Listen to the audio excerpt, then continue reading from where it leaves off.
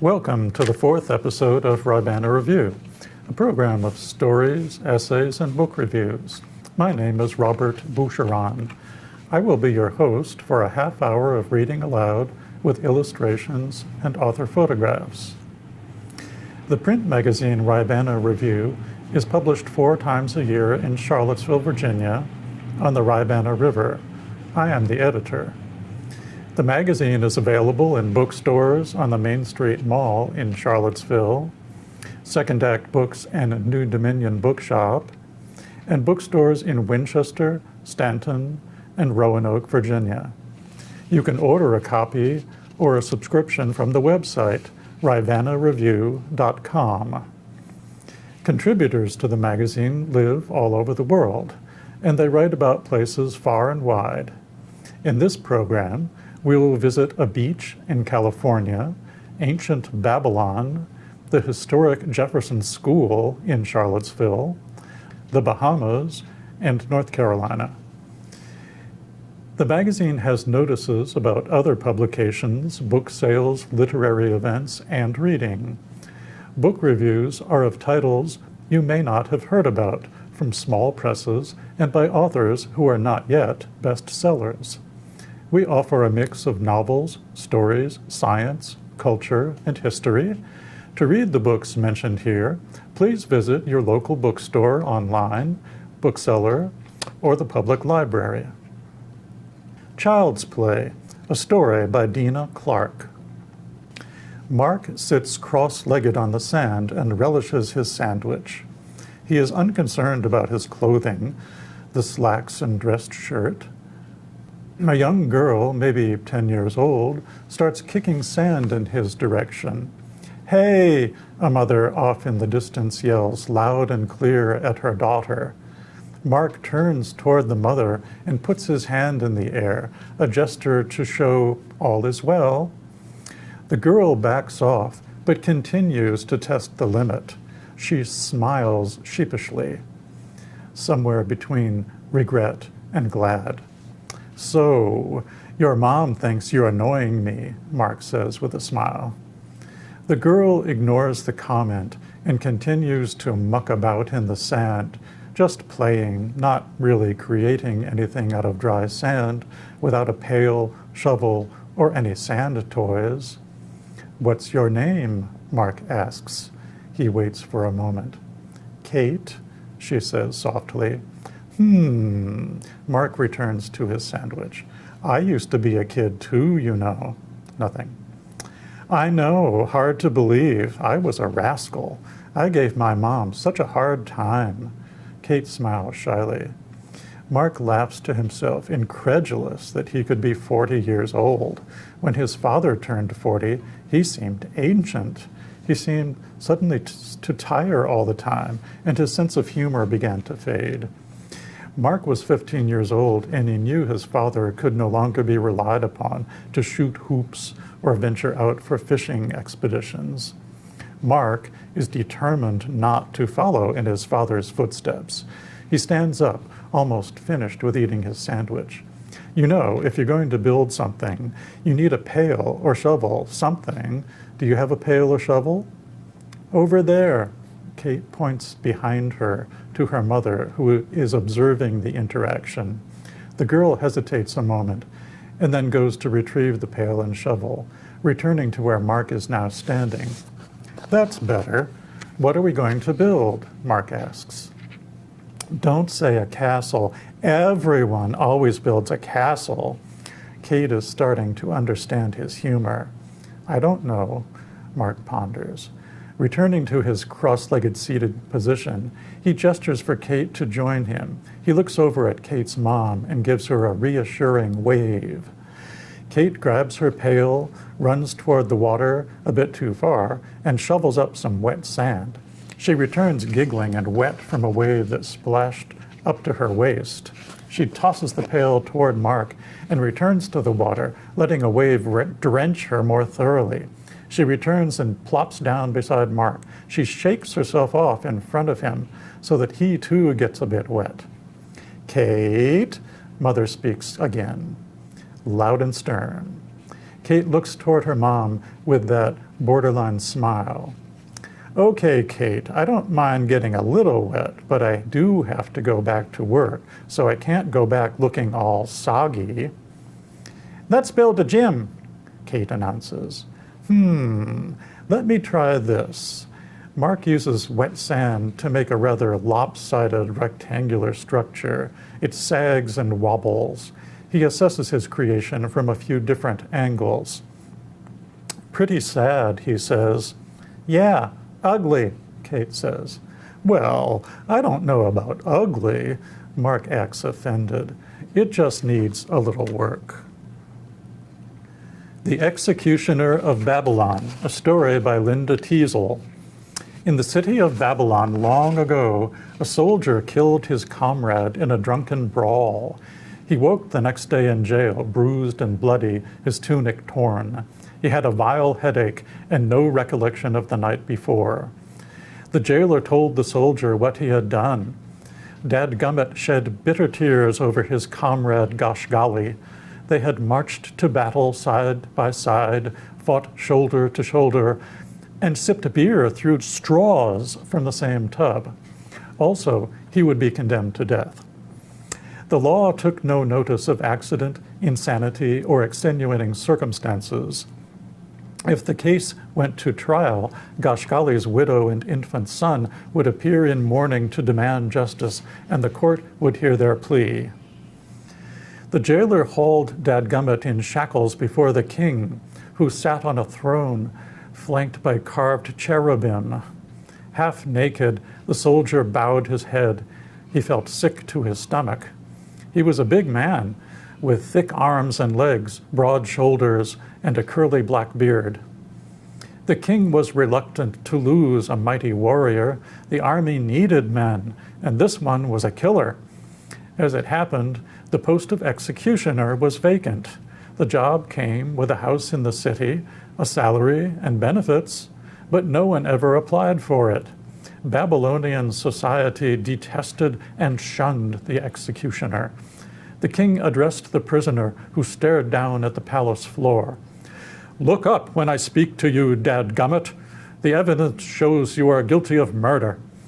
This is your last day to enjoy sweet sunlight and gentle rain, to walk the earth and taste its fruits. But I, King Humdinger, can be merciful. I offer you a choice. Accept the post of executioner and live, or pay the penalty of murder and die. Your Highness is too kind. In such matters no discussion is expected, yet a simple yes or no is unworthy of your generous offer. As executioner, I will be reviled and spat on, a universal object of disgust. No woman of Babylon will marry me. I will live alone to the end of my days and go to my grave unloved, without a lawful son and heir. All you say is true, but beside the point. You will do my will and carry out my judgments. You will wield great power in my name. After the sons of my loins and the palace steward, you will hold sway in Babylon. For intimacy, the prostitutes of the temple of Ishtar may refuse no man, and the household slaves, though property of the city, will be at your command. In that case, I accept. Dadgummit extended his arms. The king nodded to the jailer, who struck off the shackles. The prisoner was free, but under a cloud. As a convicted criminal, he was deprived of full rights as a citizen. As a soldier in reserve, he could be recalled to active duty. Renewed hostilities were possible, even likely. Escorted to the official residence, Dadgummit made the best of the situation. He washed, changed to a fresh tunic, and combed his black ringlets. He cleared the courtyard and summoned the household slaves. Among them was a young woman captured in war. He had not fought in that particular war. The young woman bore him no resentment. She was shy and lovely.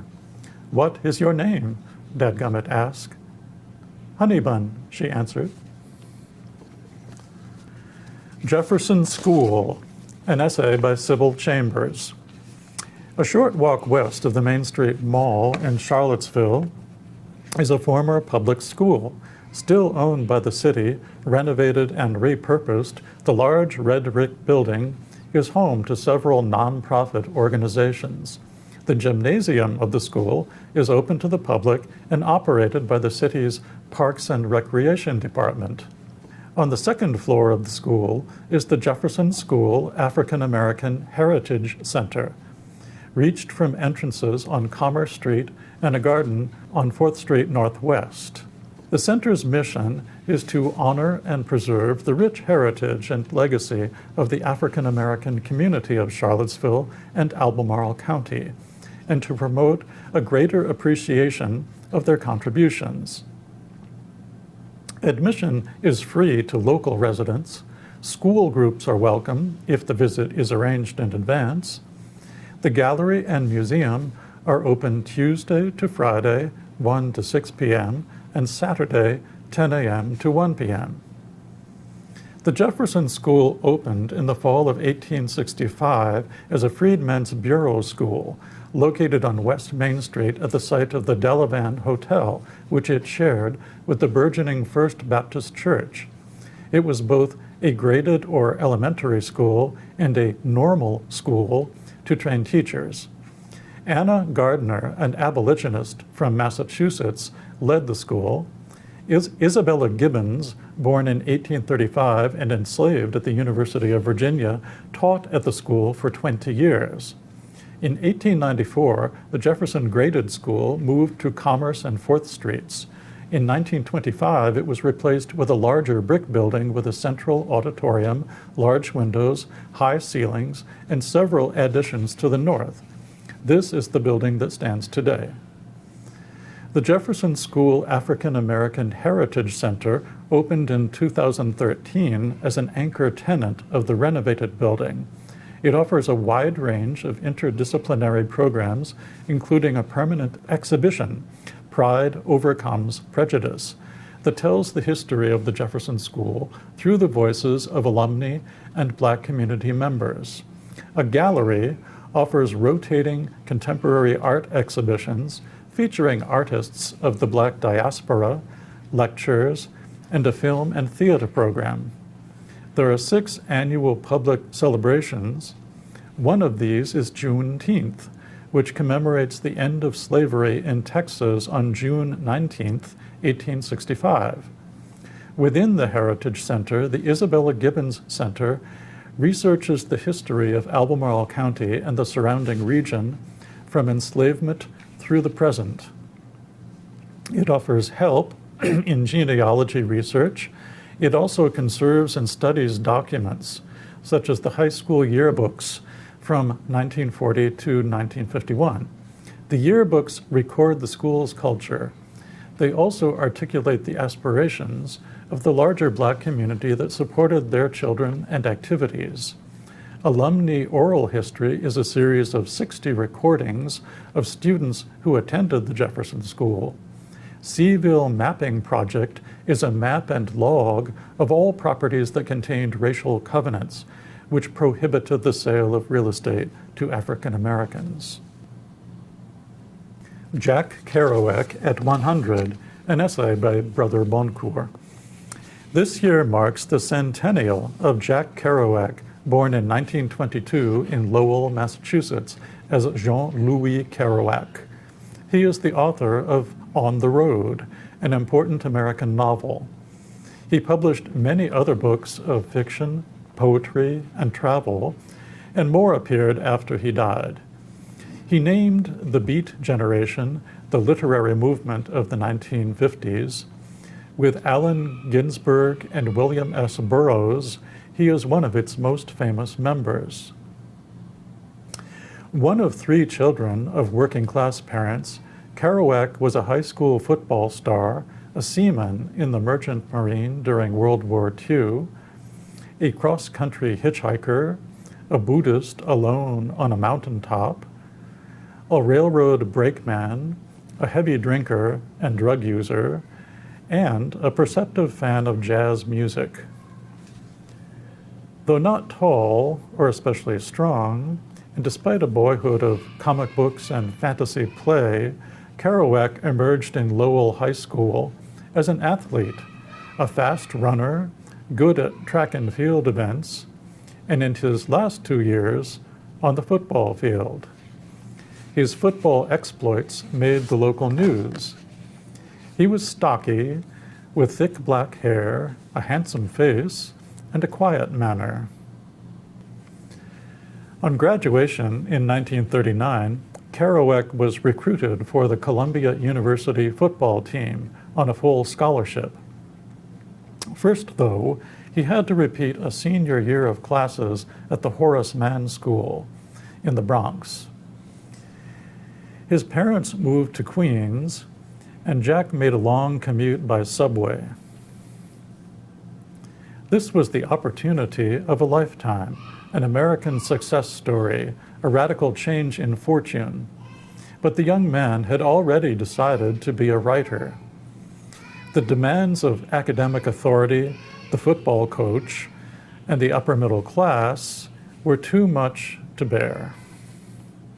In his second year at Columbia, Kerouac abruptly quit the team and left the school.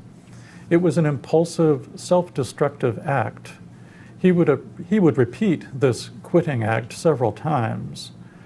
His mystical, romantic view of his calling shut out all other concerns, such as service in the Navy, employment, and the daughter he fathered, Jan Kerouac. The only job he took seriously, and he worked at it long and hard, was writing. While at Columbia University, Kerouac met Allen Ginsberg, a student 4 years younger, from New Jersey and Jewish. Ginsberg introduced Kerouac to books, new ideas, and other young artists, drifters, and drug users. In this way, and on his own, Kerouac met young men and women who would become figures in the Beat generation. William S. Burroughs, John Cleland Holmes, and more. In 1947, Kerouac met Neal Cassady in New York. Cassady was a live wire from Denver and San Francisco, a homeless kid, a petty thief, a manic talker, and a con man, as Kerouac and others called him. Cassady and Kerouac were the same age and height. They looked enough alike to be taken for brothers. Over the next few years, with many diversions and breaks, the two men traveled and lived together. Cassady's stream of talk and his long, excited letters spurred Kerouac to imitate.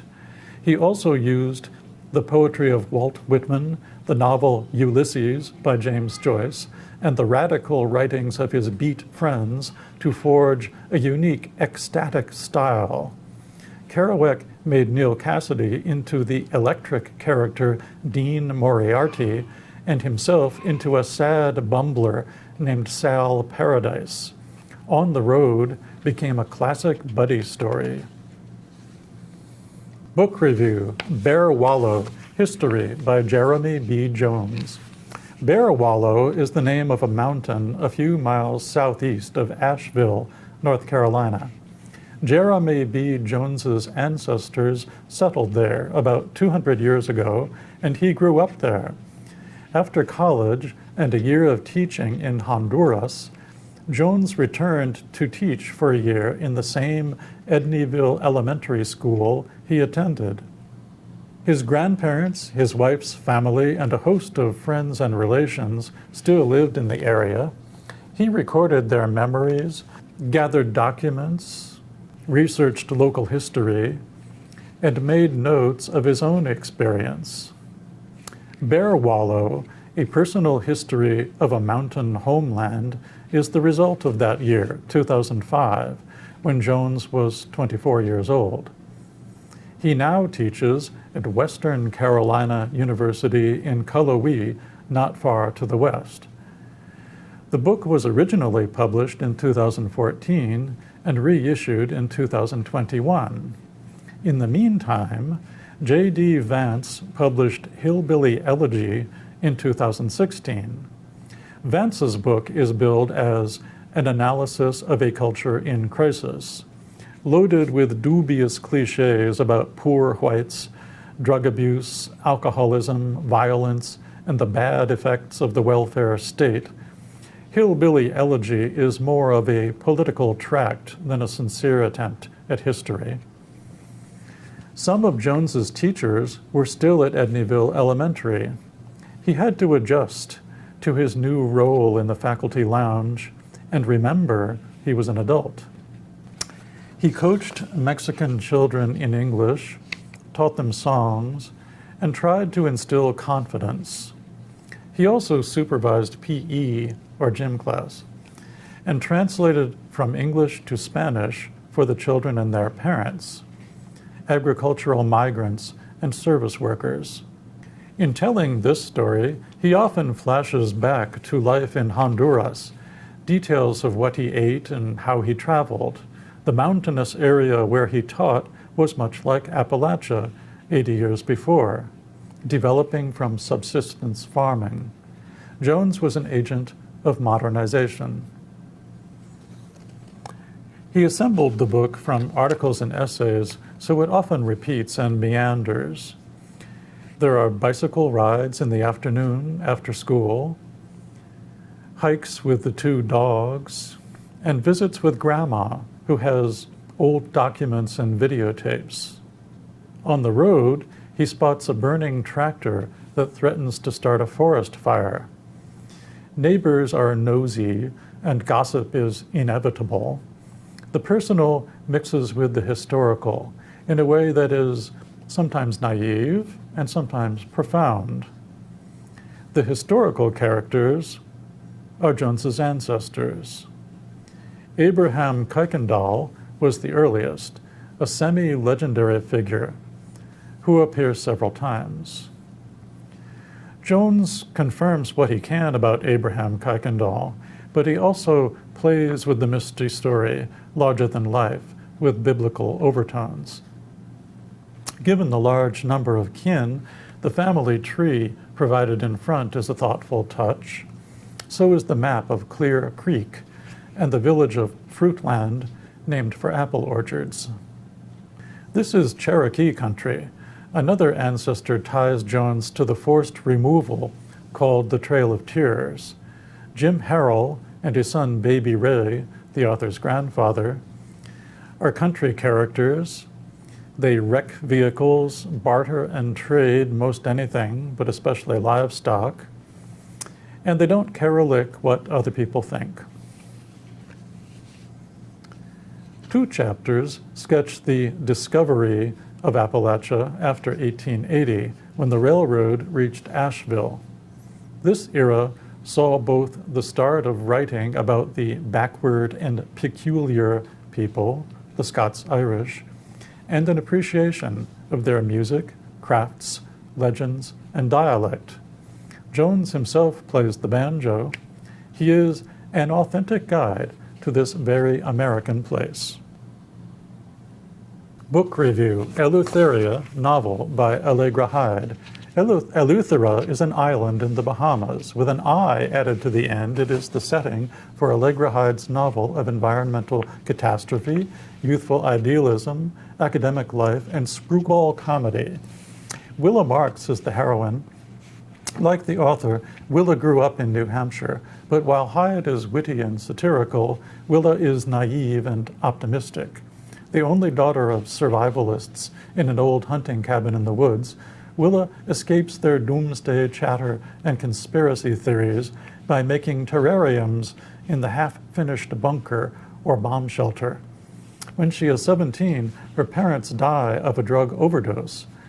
Willa goes to live with 2 older cousins in Boston. Victoria and Jeanette try hard to be identical twins. They giggle and dress up in borrowed clothes. They doggedly pursue a dream of celebrity, photographing themselves and posting on social media. Willa sleeps on a futon in the small apartment. She takes a job in The Whole Story, a cafe that specializes in gourmet donut holes. She joins a gang of dumpster divers and eco-protesters, the Freegans. At this point, we are 50 pages into a novel of over 300 pages. The chapters jog back and forth in time, and from Boston to Eleutheria, gritty urban scenes of winter and poverty alternate with Caribbean heat and seaside beauty. Pseudo-historical scenes of 17th century English settlers and pirates interrupt. We read letters, passages from an inspirational book, and over-the-top reports of eco-disaster. Willa attends classes at Harvard University, though she is not enrolled as a student. There, she meets a professor of sociology, Sylvia Gill, the woman in black. The two embark on a torrid lesbian affair. Willa reads a manifesto titled Living the Solution, the official Camp Hope guide to transforming ourselves and saving the planet. She flies to Eleutheria to enlist in Camp Hope. There she meets the hyper-masculine Roy Adams, the author of Living the Solution, an ex-military man and charismatic leader. The novel may remind you of Brave New World, Aldous Huxley's famous spoof of future bliss. The team at Camp Hope is a motley crew of science nerds, fitness freaks, a washed-up film actress, and 3 liberal arts girls. Everyone talks in code. The hapless Lorenzo tries to cover for the absent Roy Adams. Willa rushes in where angels fear to tread. Like an action film star, she suffers any amount of grueling exercise, brutal injury, sunstroke, skin laceration, near drowning, and forges ahead.